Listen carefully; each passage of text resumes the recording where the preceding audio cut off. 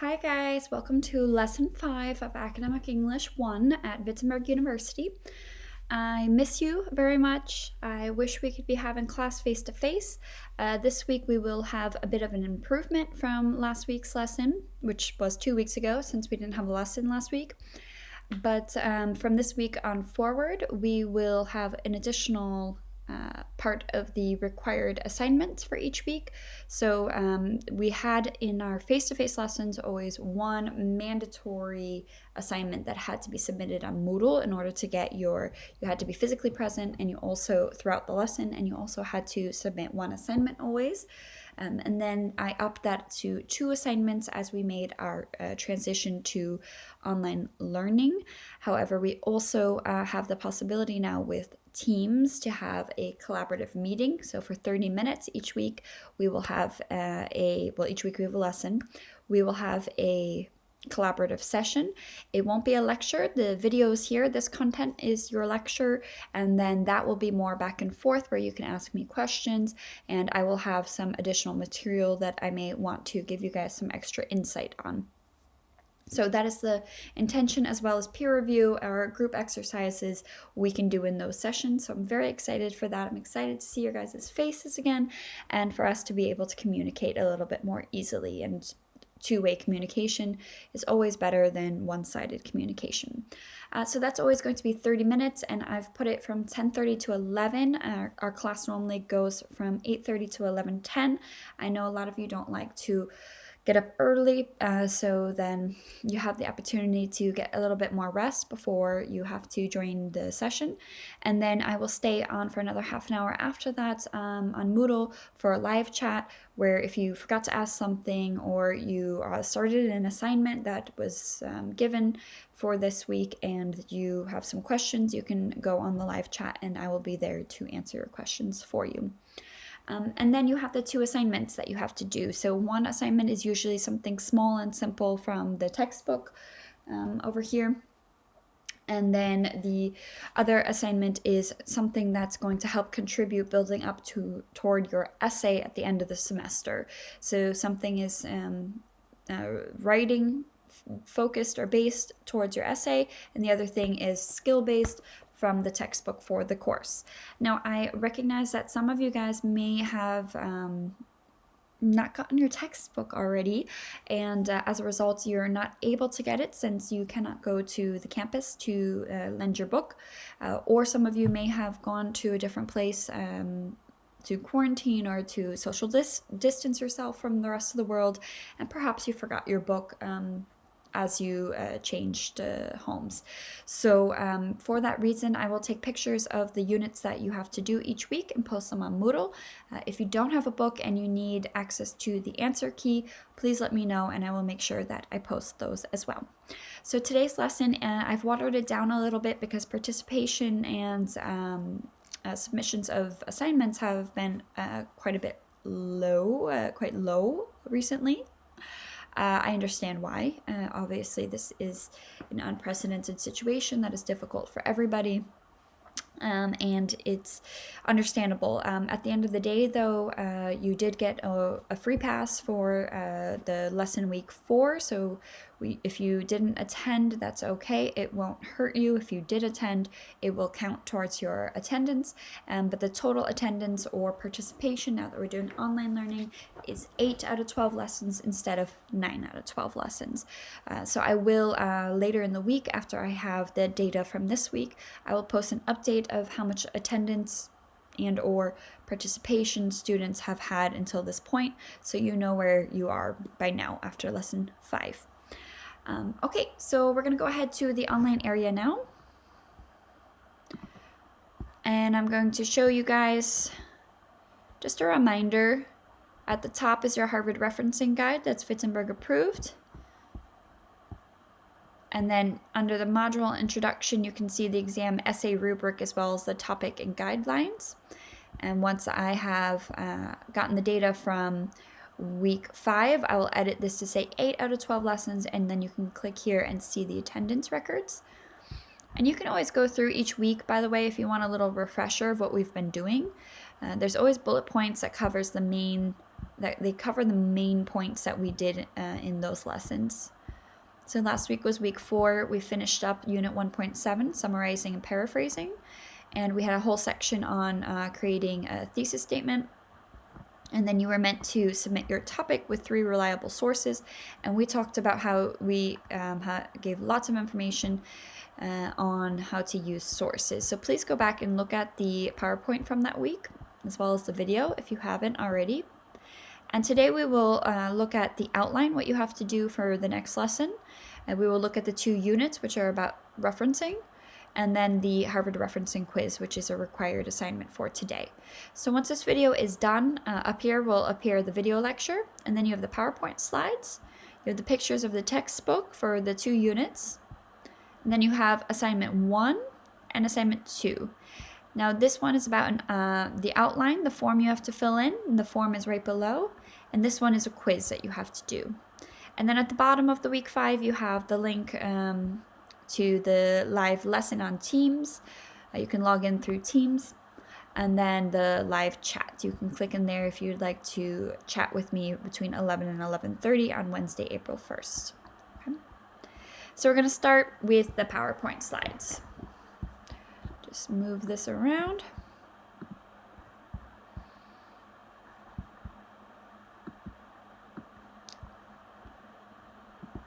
All right. So at the beginning of the PowerPoint slides, you always have the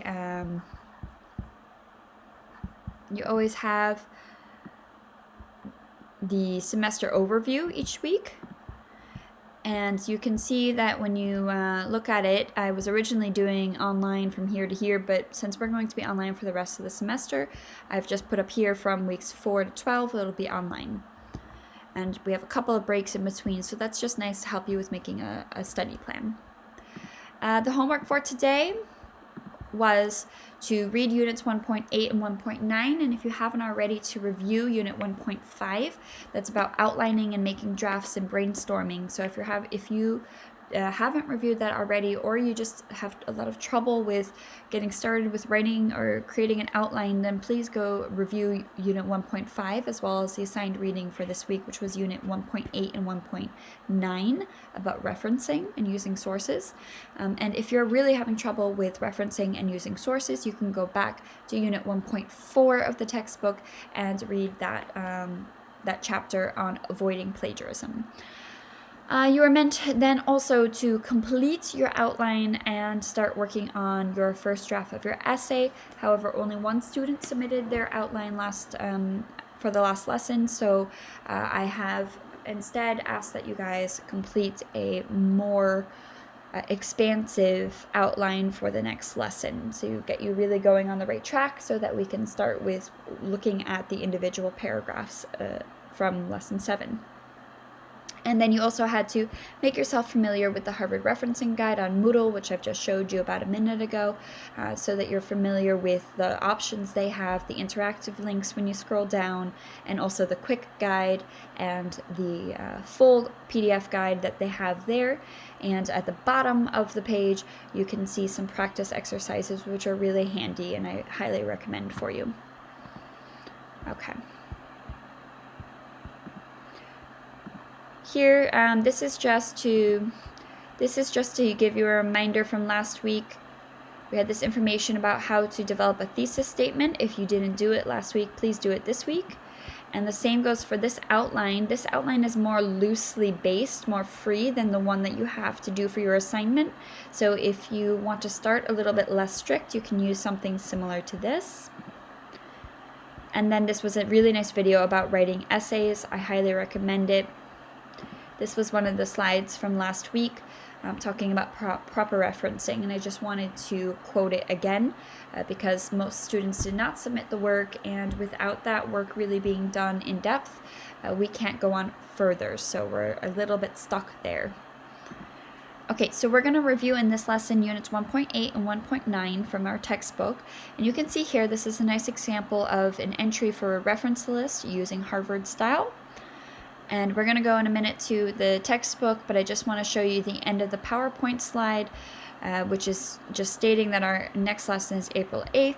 keep calm and write the essay. So you don't have to submit a draft in the next lesson, but you do have to submit your expansive outline. So that's going to be the beginning of your writing, and from lesson week 7 we will actually start with writing portions, and we will look at paragraph by paragraph. Each week we will look at a different paragraph from your paper and help you develop it and enhance your writing skills. And then at the end of the semester you do a peer review, so your whole essay gets looked at in one go. Okay, now I gave you guys the PDF. I showed you where to find it. I will make use of that for today's lesson. Let's make my face a little smaller over here. It gives some information about when and why to use references. Mostly you want to use references just to show that there is some reliability in what you're saying. It's not simply your opinion, but it is a valid shared thought amongst professionals in the field. So you want to make sure, especially for argumentative essays, that you support your arguments with reliable sources. So we're going to look at exercise number 1, why use references. The first one here, decide if you need a reference in the following cases. So let's start with A, B, and C right here. You have to decide whether you need to cite a source or not, yes or no. A, B, and C.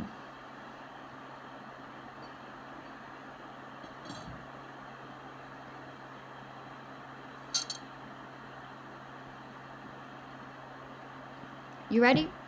If you're not, just press pause and read a little longer, and then resume again. Okay, A, data you found from your own primary research, yes or no? If you answered no, that's correct. You do not need to cite it because it's your own work. So it's, let's say for example, you conducted a survey, then you don't need to give a citation to somebody else because it's about the survey that you are perhaps writing a summary of. Then you wouldn't need to do that. B, a graph from an internet article. The answer is yes. So you definitely would want to give credit to the graph makers and be able to provide the reader with the actual original source so that they can go and find it themselves and look at the content themselves. C, a quotation from a book. This one is a resounding yes. If you're ever doing a direct quotation, word for word, verbatim, what the original author has said, then you have got to give the citation there, and you have to do it as a direct quote as well, so that is whenever possible the page and or paragraph number, so that the reader can really go and find it, because it's a big deal to say that somebody said specifically these words. If you're paraphrasing and saying you got this information from a source, it's a bit more, you have some more liberty there, of course, to interpret the author's intention. Whereas if you are doing a direct quote, you have to definitely give that person credit and make sure that you do the direct quote, that you copy it correctly as well. Okay, D, this one's a bit tricky. An item of common knowledge. Oh, just press pause. If you need to look through, go ahead and do D, E, F, and G. Pause. Resume. Okay, so D, an item of common knowledge. So for example, exercise is good for you. Do you need to give a source for that claim? The sky is blue, or humans live on planet Earth. No, you don't. Those things are considered common knowledge. They're widely accepted. You don't, then if you had to give, for every single sentence that you wrote, you had to give a source, then there would be a source every single sentence of your essay. So you don't, things that are not controversial, that are widely accepted truths, common knowledge, you don't need to give a source for. That sounds all easy in theory, but when it comes to academic writing, finding that hard line of what's common knowledge and what needs to be backed up with a source can be really tricky, and some students are overly cautious, so they just put a source on almost everything. In some ways that's better than not doing enough sources, but it's also not much better. So we have to try to find, train it and try to figure out through practice of writing when and how do we need to use sources. Okay. All right, E, a theory from a journal article. Yes, you need a source there. The reason for that is that it's not your theory. You did not come up with this theoretical approach. It is basically intellectual property of the author, so you definitely want to make sure that you cite that. F, an idea of your own based on reading several sources. So the answer key says no. Ashley says, yeah. Okay, hear me out. The reason that they say you don't is because it's your own idea that you've come up with over time, and it's from multiple sources. So it's a collective thought process that you have on something. So yes, in that aspect, I agree. But in academic writing, we don't generally write opinion pieces. And even if we are writing an opinion piece or a reflective essay of some kind, then we support our arguments or our thoughts with academic sources. So, it just always better than to have sources to back up your ideas and your thought process. Okay, G, a comment made by a person you interviewed for your project. Yes, you want to use a reference. You don't want to miscorrectly quote or misuse your information. Otherwise, it would be a free-for-all, and people can always claim that this was said in an interview to me and blah, blah, blah. And that's just, you need some accountability. The reader needs to be able to go back and check and see where the information came from. So yes, you would need a reference for that. Okay, so make sure you've gone through and you've done a couple of the exercises. I'm not going to look over a lot of them. I will point out just a couple of small things here. This book is a bit strange in the fact that for pages, you see here, this is a direct quote. We have here just the regular in-text citation. Smith, in brackets or parentheses, 2009, argues that and then later it has here partial quotes. They are bad for road safety, the environment, and road congestion. And then you have Smith, comma, 2009, and then a colon, and then 37. Look at the Wittenberg approved guide, and you'll see that it should be comma p.37 for page, or para for paragraph. If it's multiple pages, the quote goes from page 38 to 39, then you would do p dot, and then 38 to 39. And notice that the full stop or the period at the end of the sentence comes after the citation, not before it. Okay, so there's several examples there for you. You also can see argues that. You see some of these different claimed that, these different signal phrases and verbs that you can make use of. If you're a bit unsure or want some more information, then go ahead and look back at the PowerPoint from last week. You see some examples of different styles. We use Harvard at Wittenberg, so you can focus on that. And that's it. So I think those were the main points. If you have questions or you want to submit an exercise from this section of the book, so Unit 1.8 or 1.9, you can do so. There's this exercise here is very good. It gives you, so you have here one part of a text, and then you have another part of the text. They give examples, and then you should write a summary on the main point using a citation, and then introduce a quotation, and then combine the summary and the quotation. So this is really good practice for you guys, and if you want to see how you're doing and test it out already because you don't have enough material yet for your own paper, then please do so. Just attach it into one of your two, this week you have one quiz, and then you have one actual written assignment. You can attach it, you can put it either in the text body, or you can attach it as an additional Word document. Okay, so again, if you don't have the book and you need the answer key, just let me know.